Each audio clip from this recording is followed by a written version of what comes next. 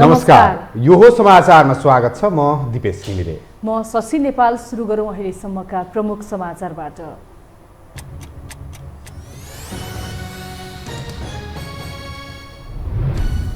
वाम एकताको आवश्यकता झनै बढेको ओलीको जिकिर। जनार्दनलाई अर्थमन्त्री बनाएकोमा आपत्ति। कांग्रेसले विगतदेखि नै देशभक्त नागरिकमाथि दमन गर्दै आएको आरोप। प्रतिनिधि सभाको कार्यकाल बारे सांसदहरूको मतबाजी हो। निर्वाचनको मिति तोक्न ढिलाइ भएकोमा आपत्ति। सीट बाँडफाँडपछि मात्र चुनावी सहकार्य निश्चित हुनेमा जोड। मनसुन सक्रिय भएसँगै देशभरको जनजीवन प्रभावित। म्याग्दीमा पहिरोमा पुरिएर एकै परिवारका 5 जनाको मृत्यु। बाढी र पहिरोको कारण ठाउँ ठाउँमा सडक अवरुद्ध। युक्रेनमा सैन्य हमला गरेसँगै रुसले भारततर्फको निर्यात 4 गुणाले बढायो। सम्झौता अन्तर्गत 26,000 टन अन्न बोकेको पहिलो जहाज बन्दरगाहबाट बाहिरियो।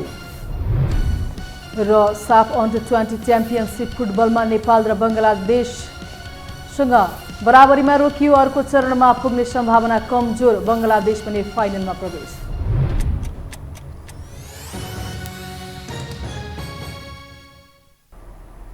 अब समाचार विस्तारमा। आज प्रतिनिधि सभाको शून्य समयमा बोल्दै सांसदहरूले अर्थमन्त्रीको आलोचनादेखि विप्लव समूहका नेता कार्यकर्तालाई पक्राउ पूर्जी जारी गरेको सम्मको विषयवस्तु उठान गरेका छन्।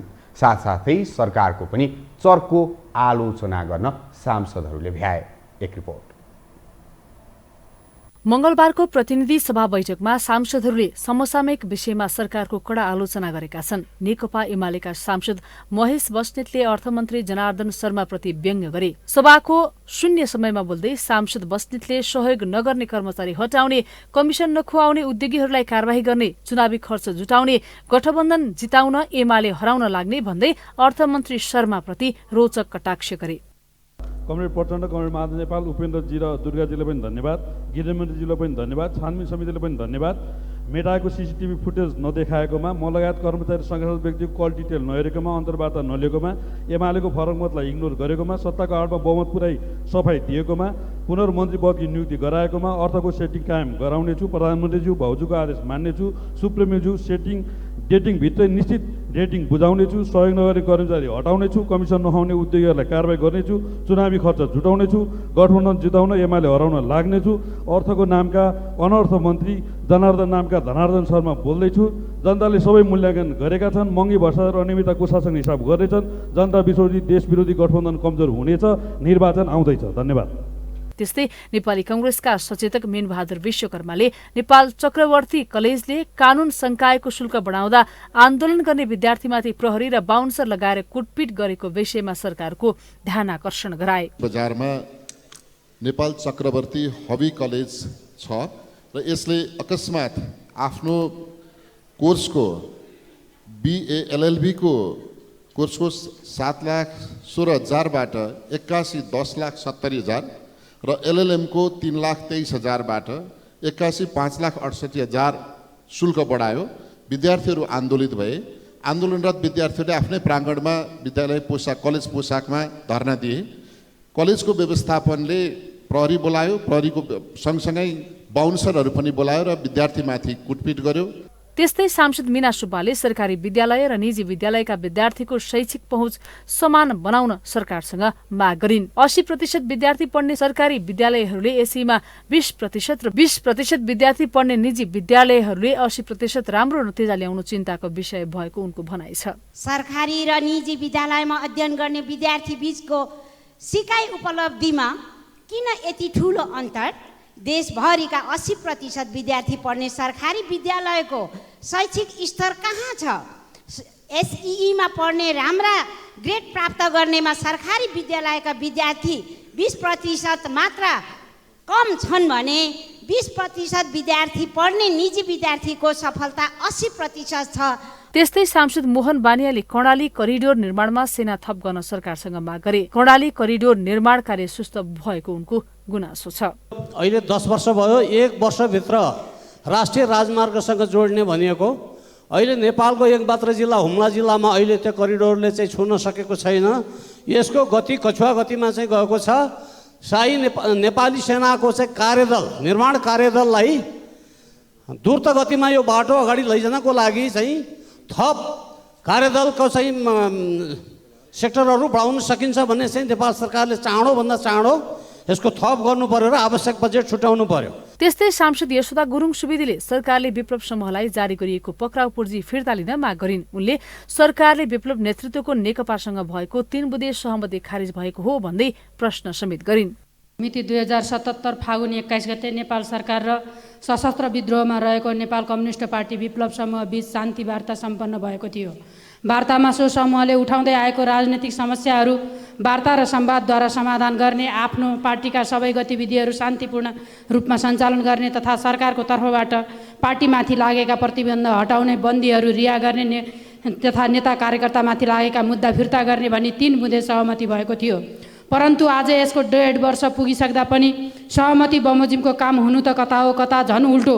हिजो आज पार्टीका नेता कार्यकर्तालाई वारेन्ट जारी गर्ने, गिरफ्तार गर्ने जस्ता गतिविधिहरू अगाडि बढाउनु विडम्बनापूर्ण छ। बैठकको अधिकांश समय सरकारको आलोचना गरेका सांसदहरूले सामाजिक सुरक्षा, शान्ति सुरक्षा, सडक पूर्वाधार, आर्थिक सङ्कट लगायत विषयका आवाज उठाएका थिए। नेकपा एमालेका अध्यक्ष केपी शर्मा ओलीले सत्ता गठबन्धन बाहिर रहेका वामपन्थी शक्तिलाई एकताका लागि अपिल गर्नुभएको छ। काठमाडौँमा आज आयोजित एक कार्यक्रममा बोल्दै उहाँले प्रतिक्रियावादीहरूले ठूलो चुनौती दिइरहेका बेला सँगै मिलेर काम गर्न आग्रह गर्नुभयो। उहाँले गठबन्धन छाडेर आए त्यहाँ भित्रका वामपन्थीसँग पनि एकता हुन सक्ने बताउनुभयो। ओलीले सत्तारूढ गठबन्धनले जनार्दन शर्मालाई फेरि अर्थमन्त्री बनाएर निर्जलता प्रकट गरेको टिप्पणी समेत गर्नुभएको छ। भ्रष्टाचारको केसमा मुछिएका शर्मालाई लाज शरम नमानी अर्थमन्त्री फेरि बनाएको उल्लेख गर्दै अध्यक्ष ओलीले शर्मा बाहेक अरू कोही पनि मान्छे गठबन्धनमा अर्थमन्त्री हुन लायक छैनन् भन्दै प्रश्न गर्नुभयो। छानबिन समिति आफ्नै बहुमत राखेर बनाएको छ, छानबिन गर्न दिएकै छैन, छानबिन भएकै छैन, कल डिटेल्स हटाएको छ। अनि सीसीटीभी को रेकर्ड मेटाइएको छ, रिभाइभ गर्दा देखिँदैन, बुझिँदैन। अनि सफाई पायो कि सफाई पायो? कहाँबाट सफाई पायो? कल डिटेल लिनसम्म नदिएर, कल डिटेल लिन नमानेर गठबन्धनवाला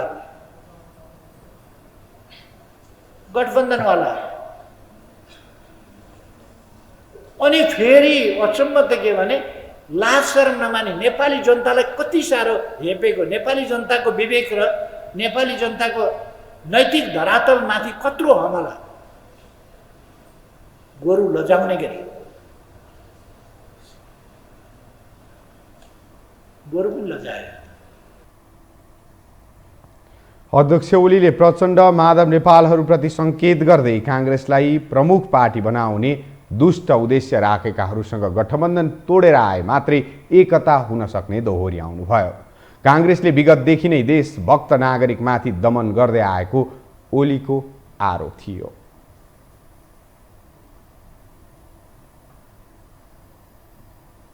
आगामी मङ्सिर 4 गते प्रदेश र सङ्घको निर्वाचन गर्ने सरकारको तयारीका बीच दलहरू आन्तरिक तयारीमा लागेका छन्। निर्वाचनको तयारी स्वरूप सम्भावित समीकरण तथा गठबन्धन उपगठबन्धन निर्माणमा नेताहरू व्यस्त देखिएका छन्। सत्ता गठबन्धन र वैकल्पिक भनिएकाहरूबाट दोहोरो चेपुवामा पर्ने देखिएको एमालेको तयारी कस्तो छ त? एक रिपोर्ट। स्थानीय निर्वाचनमा साइजमा आएको एमालेका लागि आगामी संसदीय निर्वाचन पनि सकसपूर्ण हुने सम्भावना बढेको छ। एकातर्फ सत्ता घटकसँग नै तालमेल गरेर जाने मुख्य घटक काङ्ग्रेसको निर्णय र अर्कातर्फ पूर्व प्रधानमन्त्री हटाउ जस्ता अभियानले समेत दोहोरो दबावमा एमाले देखिएको हो। यो बीचमा समाजवादी केन्द्र निर्माण र वाम एकताको बहसले केही आशा गर्ने स्थिति भए पनि सो अनुरूपको घटनाक्रम विकसित नहुँदा गठबन्धन फुट्ने सम्भावना देखिँदैन। हुन त स्वतन्त्र भनिएकाहरूले चलाएको अभियानले ठुलै प्रभाव पारिहाल्ने अवस्था छैन, तर नागरिकता विधेयक एमसीसी र एसपीपी जस्ता विषयमा कम्युनिस्ट र त्यसमा पनि एमाले देखाएको दोहोरोपनले समेत उसैलाई घाटा पुग्ने विश्लेषण सुरु भइसकेको छ। फलत एमाले पनि दौडधुप बढाएको छ। यसैको परिणाम अध्यक्ष केपी शर्मा ओलीले राष्ट्रियताका पक्षमा उभिएकै कारण एमालेलाई कमजोर पार्ने र सिद्ध्याउनेमा गठबन्धन केन्द्रित रहेको बताउन थालेका छन्। दौडधुप बढाएका उनले आफूलाई विगतमा चुनाव हराउनेहरू पछुताउन थालेको जस्ता अभिव्यक्ति दिन थालेका छन्। त्यस्तै आउँदो निर्वाचनपछि एमालेको सरकार बनाउनु पर्नेमा जोड दिन थालेका उनका अभिव्यक्तिमा अप्रत्यक्ष रूपमा डरको मानसिकता प्रस्तुत भइरहेको छ। यादव नेपाल र को पार्टी चाहिँ अब अलिक थकित भएको जस्तो एमाले नै बोलाइदियो हुन्थ्यो भनेर उहाँले भनिराख्ने भएको छ, भित्र पनि बाहिर पनि भनिराख्नु भएको छ। एमाले पहल गरिदियो हुन्थ्यो हामीलाई मिलाइदिनु भनिराखेकी छ। अब त्यो पहल गर्ने टाइम आउला। प्रचण्ड र बाबुराम मिल्ने कुरा थियो, त्यो कुरा पनि अब त्यो नमिल्ने नै असम्भव जस्तो भइसक्यो। त्यस कारणले अहिलेको कुरा चाहिँ के भने माओवादी र काङ्ग्रेस एक ठाउँमा बस्ने, बाँकी अरू फेरि अर्को गठबन्धन एमालेको नेतृत्वमा जसपा लगायतका र यी एकीकृत समाजवादी लगाएका मान्छेहरूको फेरि एउटा गठबन्धन बन्ने कुनै मिलनबिन्दु बन्न सक्ने सम्भावना चाहिँ टर्कारो हुँदै गएको छ। ओलीमा यति बेला झिनो आशा माधव कुमार नेपालमाथि देखिन्छ। गठबन्धनभित्र असन्तुष्ट देखिँदै आएका उनको यात्रा अन्ततः पुरानै घरतिर हुने धेरैको आकलन छ। एकीकृत समाजवादी र एमाले दुवैतर्फका नेताहरूले समेत यसको मिलनबिन्दु खोजिरहेको बताइएको छ, जसले आगामी आम निर्वाचनसम्म सत्तारूढ गठबन्धन फुट्ने एमालेका नेताहरूको आशा छ। त्यसका लागि पर्ख र हेरको स्थितिमा रहेका ओलीले प्रचण्ड देउवाकै छत्रछायामा बसिरहने पात्र नभएको समेत राम्रोसँग बुझेका छन्, जसको फाइदा निर्वाचनपछि सत्ता यात्रामा उठाउन सकिने पनि उनको बुझाइ छ। यता माओवादी केन्द्रका नेताहरू समेत यसलाई नकार्दैनन्। अहिले सत्ता गठबन्धन नै एक ढिक्का भएर अघि बढ्नेमै सहमति भएको भए पनि समाजवादको आफ्नो यात्राको प्राविधिक पाटो मिलाउने सन्दर्भमा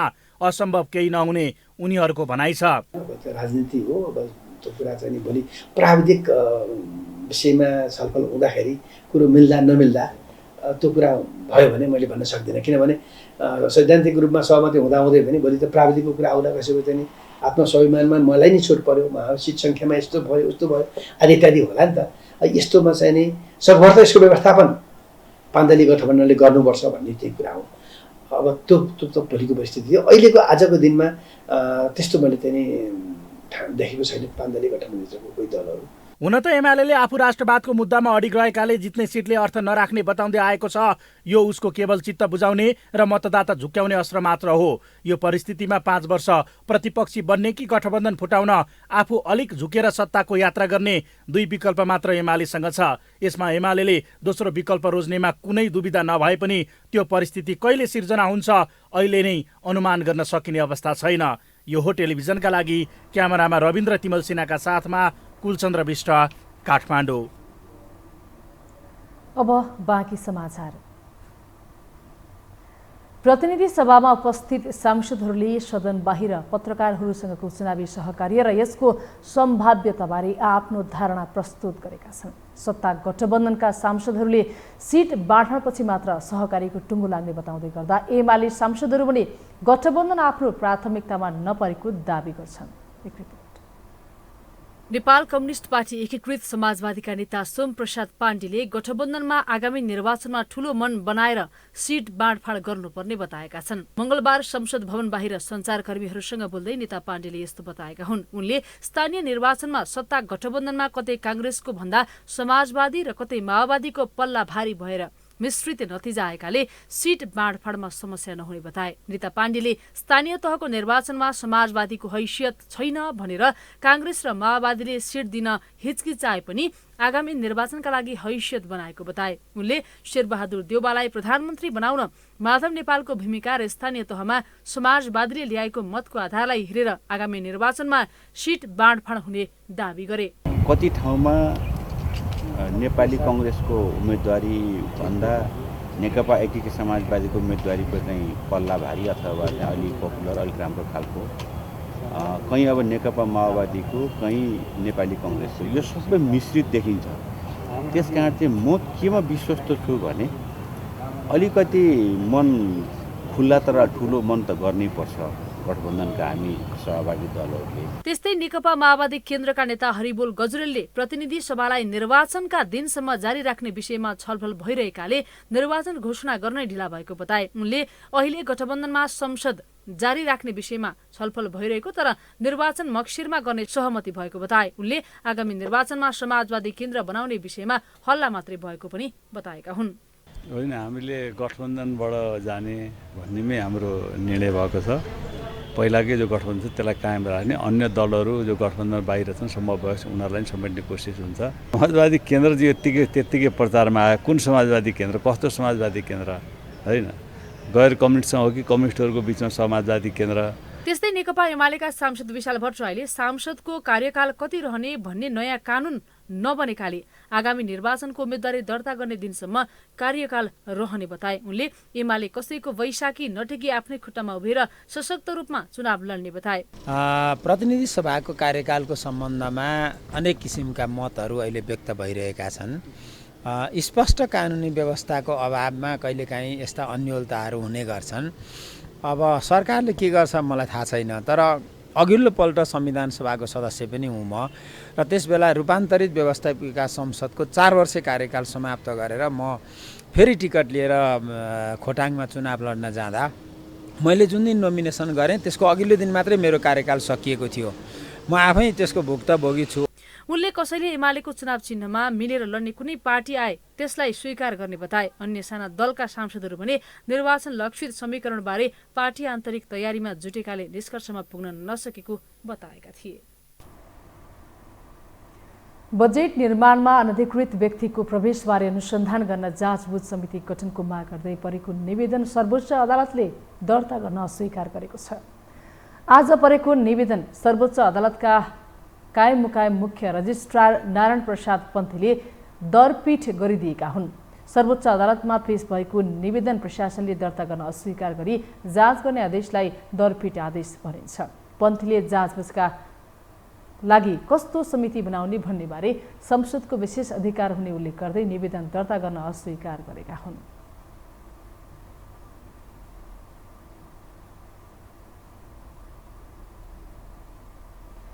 हामीसँग समाचार बाँकी नै छन्, अहिलेलाई विश्राम।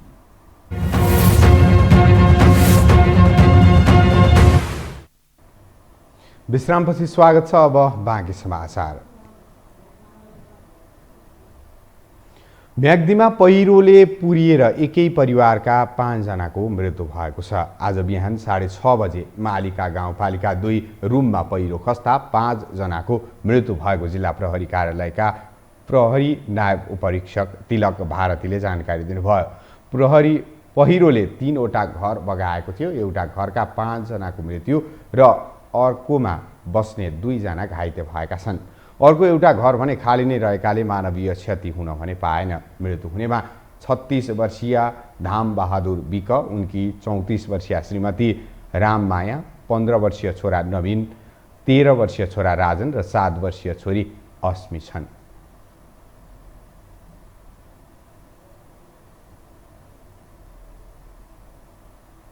प्रमुख प्रतिपक्षी दल नेकपा एमालेले नेत्रविक्रम चन्द नेतृत्वको नेपाल कम्युनिस्ट पार्टीका नेतालाई कारबाहीका लागि पत्र पठाएको भन्दै आपत्ति जनाएको छ। आज प्रतिनिधि सभाको बैठकमा बोल्दै एमाले सांसद विशाल भट्टराईले सरकारले शान्ति प्रक्रियामा आएर प्रतिस्पर्धात्मक गतिविधिमा सहमति जनाइसकेको दललाई पुनः शान्ति प्रक्रियाबाट बिथोलेर जनतामा त्रासको वातावरण फैलाएको बताउनु भएको हो। उहाँले यदि सरकारले विप्लव लगायतका शान्ति प्रक्रियामा आइसकेका नेताहरूलाई पक्राउ पूर्जी जारी गरेको हो भने सरकारले त्यसबाट तत्काल पछि हटेर पक्राउ पूर्जी फिर्ता लिन आग्रह गर्नुभयो। सशस्त्र विद्रोहमा रहेको विप्लव समूह तत्कालीन केपी शर्मा ओली सरकारको पालामा 3 बुँदे सहमति सहित शान्तिपूर्ण राजनीतिमा आएको थियो। हत्या हिंसामा लागेको भन्दै प्रतिबन्धित विप्लव समूह र ओली सरकार बीच 2077 फागुनमा राजनीतिक समस्या वार्ता र संवादबाट समाधान गर्ने, राजनीतिक क्रियाकलाप शान्तिपूर्ण रूपमा गर्ने, कारागारमा रहेका नेता कार्यकर्तालाई रिहा गर्ने सहमतिपछि हिंसात्मक राजनीति छोड्दै शान्तिपूर्ण राजनीतिमा आएका थिए। सोमबार एकाएक ललितपुर जिल्ला अदालतले नेत्रविक्रम चन्द विप्लव नेतृत्वको कम्युनिस्ट पार्टी नेकपाका नेता नेत्रविक्रम चन्द विप्लव, पार्टी प्रवक्ता खड्कबहादुर विश्वकर्मा प्रकाण्ड सहित दर्जनौं नेताहरूलाई राज्य विरुद्धको अपराधमा 35 दिने पक्राउ पूर्जी जारी गरेपछि राजनैतिक वृत्त गरमाएको छ। सडकदेखि सदनसम्म बहस छेडिएको छ। प्रमुख प्रतिपक्षी दल मात्र होइन, सत्तारूढ दलले समेत यसको विरोध जनाएको छ। प्रमुख प्रतिपक्षी दल नेकपा एमाले सदनमै यस निर्णयमा आपत्ति जनाएको छ। यो कामबाट सरकार तत्काल पछि हट्न, उहाँहरूलाई काटेको त्यो पत्र फिर्ता लिन र उहाँहरूले जुन शान्तिपूर्ण बाटोबाट राजनीतिक दल दर्ता गरेर अब हामी प्रतिस्पर्धाको र शान्तिपूर्ण बाटोबाट राजनीति गर्छौँ भनेर उहाँहरूले त्यो बाटो रोज्नु भएको छ। त्यसमा प्रोत्साहन गर्नका लागि पनि म नेपाल सरकारलाई गम्भीरतापूर्वक ध्यान आकर्षण गराउन चाहन्छु। धन्यवाद। सत्तारूढ दल नेकपा माओवादी केन्द्रका सांसदहरूले पनि यसको विरोध जनाएको छ। नेकपा माओवादी केन्द्रका सांसद अमनलाल मोदीले सरकारसँगको सहमतिका आधारमा जेलमा रहेका विप्लव नेतृत्वको पार्टीका नेता कार्यकर्तालाई रिहा गर्नुको साटो उल्टै पक्राउ पूर्जी जारी गरिएको भन्दै असन्तुष्टि जनाएका छन्। नेकपा विप्लव समूह अहिले पनि तपाईलाई उहाँहरूसँग 3 बुँदे सहकार सहमति गरे, तर त्यसको कार्यान्वयनको सट्टा विभिन्न किसिमको तपाईलाई अहिले पनि धरपकड वारेन्ट जारी हुन त अदालतको कुरा हो, तर सरकारसँग वार्ताको कुरा गरिसकेपछि सरकारले पहल कदमी लिनुपर्छ। बरु जेलमा रहेका साथीहरूलाई तपाईलाई रिहाई र बन्दी रिहाई गर्नुपर्छ भन्ने कुरा राख्न चाहन्छु। अदालतको सूचनामा नेकपाका नेता कार्यकर्तालाई 35 दिनभित्र हाजिर नभए फौजदारी कार्यविधि अनुसार उनीहरूको नाममा रहेको चल अचल सम्पत्ति रोका गरिने उल्लेख छ। पछिल्लो समय आफै छिन्न भिन्न भएको विप्लव समूह अदालतको पक्राउ पूर्जीपछि छलफलमा जुटेका छन्। सरकारसँग भएको सहमतिको ठाडो उल्लङ्घन भएको भन्दै विरोधमा उत्रिएका छन्। वर्तमान सरकारसँग वार्ता नभए विकल्प खोज्ने तयारीमा उनीहरू जुटेका छन्। एकदम बिल्कुल होइन। जति मुद्दाहरू लगाएका छन् सबै झुटा मुद्दाहरू छन् हाम्रो पार्टीमाथि। त्यहाँ कुनै पनि राजनैतिक काम गरे बापत गरेको भन्ने छैन। त्यो मुद्दाहरूमा सबै अरू आपराधिक प्रकारका मुद्दाहरू लगाइएको छ। त्यो एउटा बेइमानी त्यहाँनिर भएको छ राज्यबाट होइन। दोस्रो कुरा के भएको छ राज्यले भन्दाखेरि नेपालको राजनीतिक समस्याहरू शान्तिपूर्ण तरिकाले समाधान गर्नको निम्ति नेपाल सरकार र नेपाल कम्युनिस्ट पार्टी सहमत छ भनेर त्यहाँ सहमति गरिएको छ। भनेपछि शान्तिपूर्ण तरिकाले नेपालको राजनीतिक समस्या समाधान गर्नको निम्ति छलफल गर्नुको बदला फेरि पक्राउ पूर्जी जारी गर्ने, आतंकित पार्न खोज्ने र एउटा हेरेसमेन्ट भन्छ त्यसलाई, त्यो प्रकारको गर्नु चाहिँ राम्रो कुरा होइन। हाम्रो कुरा त्यो हो। साना ठुला सबै राजनीतिक दलको आन्तरिक अवस्था अस्तव्यस्त छ। नेतृत्वमा व्यक्तिगत तथा पदीय स्वार्थ हावी हुँदा सबै दलहरू प्राय सङ्कटमा छन्। मुलुकको समृद्धिको कडी स्थायित्व भए पनि राजनीतिक दलहरू यो मामिलामा अझै इमान्दार हुन सकेको छैन। यस्तो अवस्थामा निर्वाचनको तयारीमा जुटेको गठबन्धन सरकारले यो विषयलाई कसरी समाधान गर्ला यसप्रति अधिकांश नागरिकको चासो रहेको छ।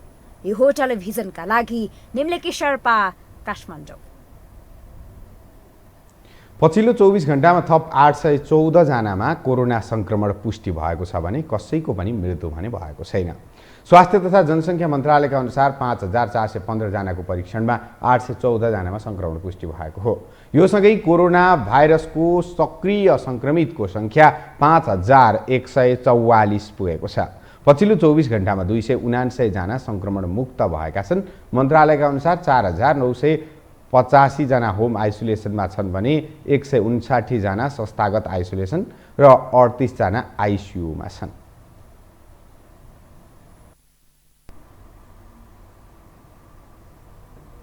अब बाँकी समाचार।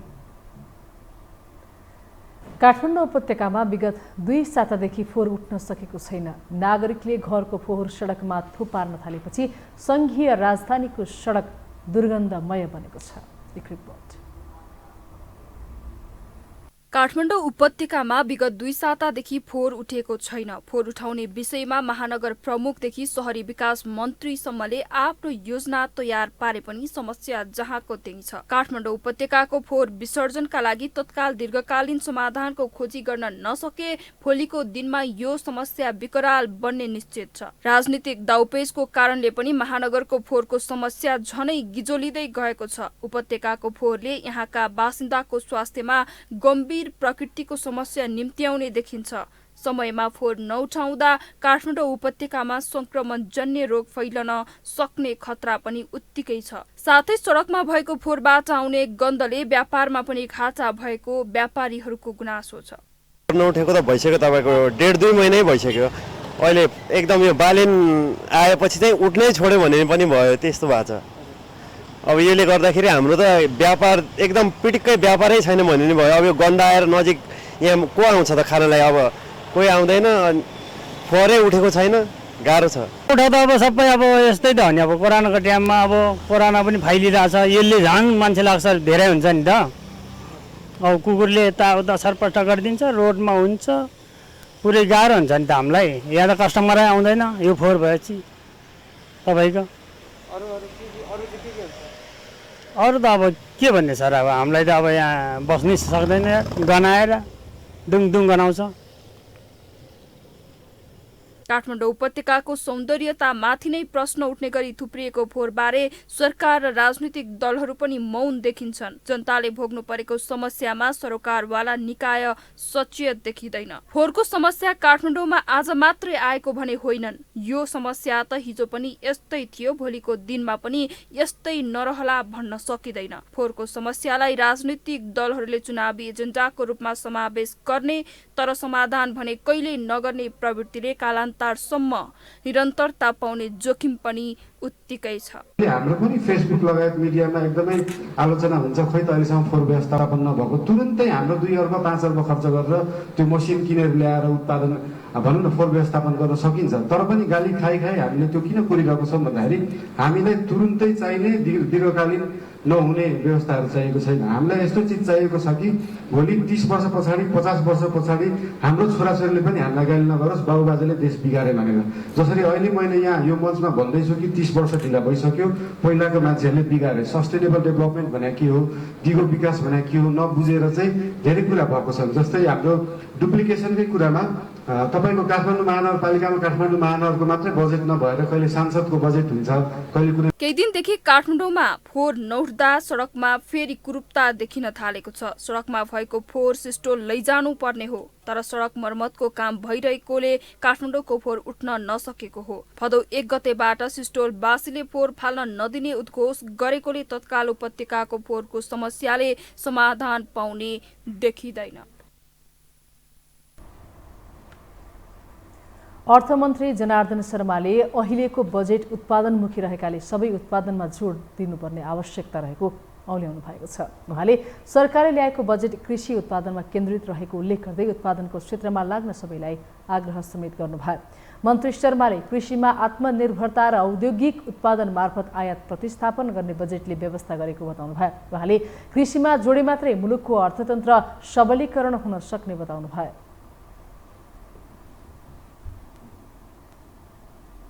कृषि उत्पादनका लागि आवश्यक तालिम आवश्यक प्रविधि कृषिमा आधारित उद्योगहरूलाई विकास गर्ने र देशलाई कृषि उत्पादनमा आत्मनिर्भरता औद्योगिक उत्पादन मार्फत आयातलाई प्रतिस्थापन गर्ने कुराहरू लिएको कुरा यहाँहरूलाई म फेरि पनि भन्न चाहन्छु। मन्त्री शर्माले उत्पादनलाई जोड दिएर तरकारी उत्पादन गरे नेपाल 6 महिनामा तरकारीमा आत्मनिर्भर बन्न सक्ने बताउनुभयो।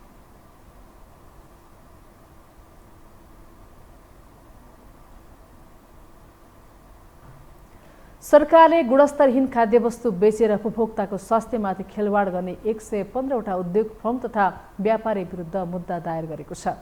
मंगलबार खाद्य प्रविधि तथा गुण नियन्त्रण विभागले पत्रकार सम्मेलन गर्दै बजार अनुगमन गरी सङ्कलन गरिएका नमुना परीक्षणबाट दोषी देखिएका 115 उद्योग फर्म तथा व्यापारीहरू विरुद्ध मुद्दा दायर गरेको जानकारी दिएको हो। विभागले गत आर्थिक वर्षमा बजार अनुगमन गरी 4660वटा नमुना सङ्कलन गरेको थियो। सङ्कलित नमुना मध्ये 5.42% मापदण्ड विपरीत पाइएको विभागले जनाएको छ। 78-79 मा खाद्य उद्योग तथा बजार निरीक्षण अनुगमन गरी ऐन नियम अनुसार जम्मा 4660वटा नमुनाहरू सङ्कलन गरिएको थियो। विगतमा यो 2834वटा नमुना थियो भने यसपालि हामीले 4660वटा नमुना सङ्कलन गरिएको थियो। दूषित खाद्य पदार्थ बेचेको अभियोगमा 115वटा मुद्दा दायर गरिएका मध्ये खाद्यान्न एवं दलहन तथा सोबाट बनेका पदार्थका सबैभन्दा धेरै 30वटा रहेको विभागले जनाएको छ।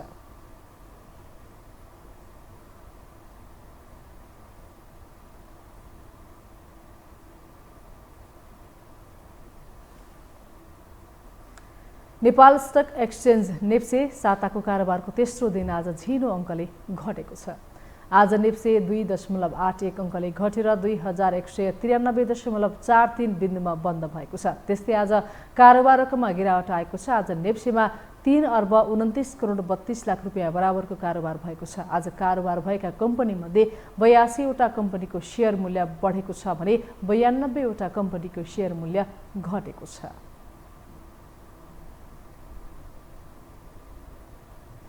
हामीसँग समाचार अझै बाँकी छन्, अहिलेलाई विश्राम।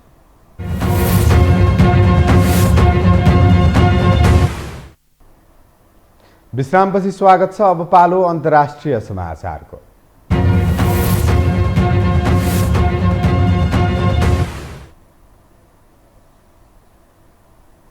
युक्रेनमा सैन्य हमला गरेसँगै रुसले भारततर्फको निर्यात 3.7 गुणाले बढाएको छ। टाइम्स अफ इन्डियाको पछिल्लो रिपोर्ट अनुसार पछिल्लो 2 महिनामा रुसबाट भारततर्फ हुने निर्यात 3.7 गुणाले बढेको हो। खास गरी युक्रेनमा सैन्य हमला सुरु गरेसँगै रुसमाथि पश्चिमा मुलुकहरूले विभिन्न प्रकारका आर्थिक प्रतिबन्ध लगाएका थिए।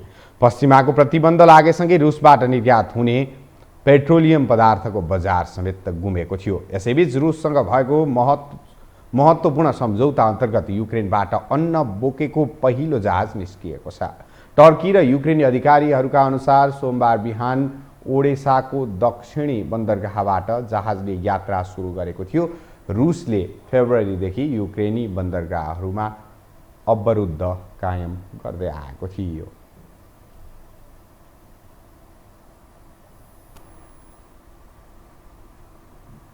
अब पालो खेल समाचारको।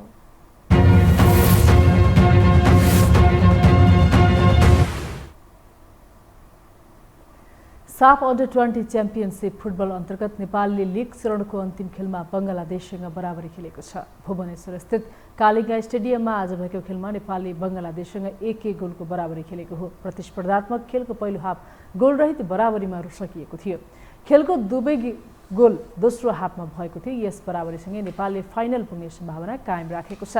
नेपालले 4 खेलमा 7 अङ्क जोडेको छ। नेपाल दोस्रो स्थानमा रहेको छ। बङ्गलादेशले भने फाइनलमा स्थान पक्का गरेको छ। अपराजित रहेको बङ्गलादेशले 4 खेलमा 10 अङ्क जोडेको छ। अब नेपालले फाइनल पुग्न भारत र मालदिव्स बीचको खेलको नतिजा कुर्नुपर्नेछ। यदि भारतले मालदिव्ससँग हार बेहोरेमा नेपाल फाइनल पुग्नेछ। भारतले जित वा बराबरी गरेको खण्डमा नेपाल बाहिरिनेछ।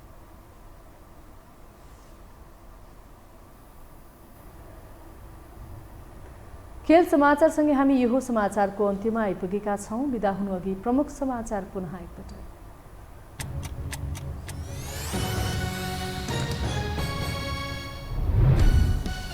वाम एकताको आवश्यकता झनै बढेको ओलीको जिकिर। जनार्दनलाई अर्थमन्त्री बनाएकोमा आपत्ति। काङ्ग्रेसले विगतदेखि नै देशभक्त नागरिकमाथि दमन गर्दै आएको। प्रतिनिधि सभाको कार्यकालबारे सांसदहरूको मत बाँझियो। निर्वाचनको मिति तोक्न ढिलाइ भएकोमा आपत्ति। सिट बाँडफाँडपछि मात्र चुनावी सहकार्य निश्चित हुनेमा जोड। मनसुन सक्रिय भएसँगै देशभरको जनजीवन प्रभावित। म्याग्दीमा पहिरोमा पुरेर एकै परिवारका 5 जनाको मृत्यु। बाढी र पहिरोको कारण ठाउँ ठाउँमा सडक अवरुद्ध।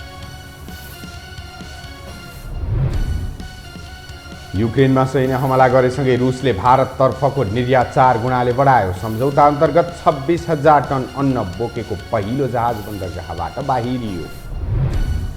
र साफ अन्डर 20 च्याम्पियनसिप फुटबलमा नेपाल बङ्गलादेशसँग बराबरीमा रोकियो। अर्को चरणमा पुग्ने सम्भावना कमजोर। बङ्गलादेश पनि फाइनलमा पुग्छ।